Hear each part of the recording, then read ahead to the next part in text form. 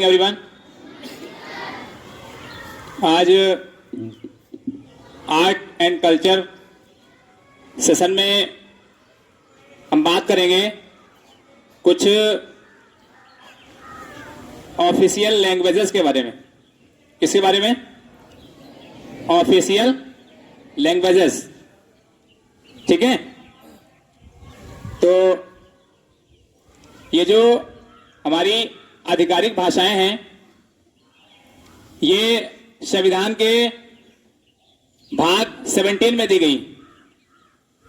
हमारे संविधान में टोटल 22 भाग हैं। कितने भाग हैं? 22 जो है वो पार्ट हैं। और अनुसूची की बात करें तो 8 नंबर की अनुसूची में हमारी भाषाएं हैं। और कुल अनुसूचियां कितनी हैं? 12 हैं। हमारे संविधान में अनुसूचियां जो हैं वो कितनी हैं? 12 हैं। एंड भाग कितने हैं? 22 हैं। आर्टिकल्स की बात करें तो ये जो भाषाओं से संबंधित आर्टिकल्स हैं वो 343 से लेकर के और 351 तक।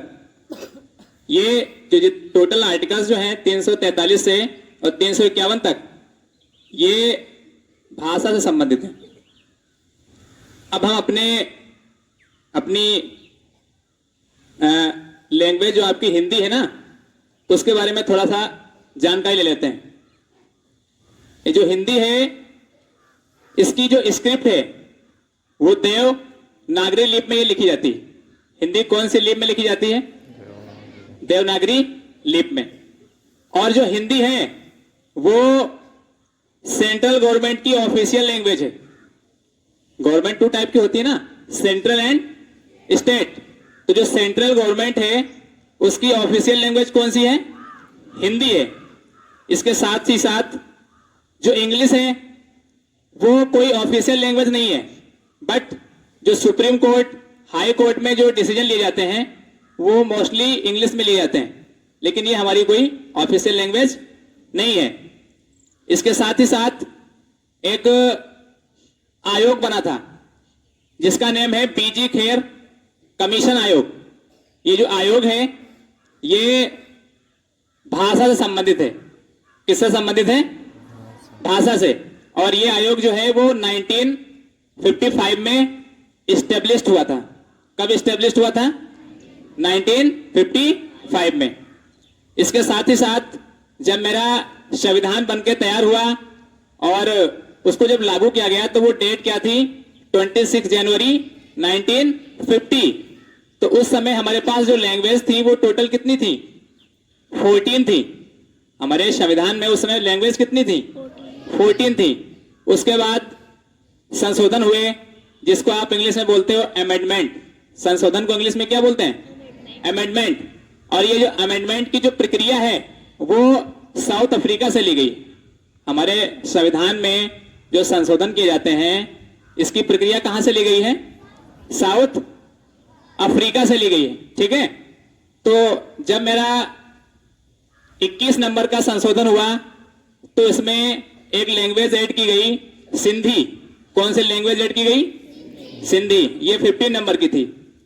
उसके बाद में 71 नंबर का जो संशोधन हुआ उसमें 3 लैंग्वेजेस ऐड की गई। कितनी लैंग्वेजेस? और उसको मैं ट्रिक से आपको बता रहा हूं। वो ट्रिक है कमन। ट्रिक कौन सी है? कमन, या कह सकते हो कमान। तो इसमें का से हो जाएगी कोंकणी। का से कौन सी हो जाएगी? और एम और ए यानी माँ आएगा तो माँ से हो जाएगी मनपुरी। माँ से कौन सी हो जाएगी? मणिपुरी। ठीक है। और एन से कौन सी हो जाएगी?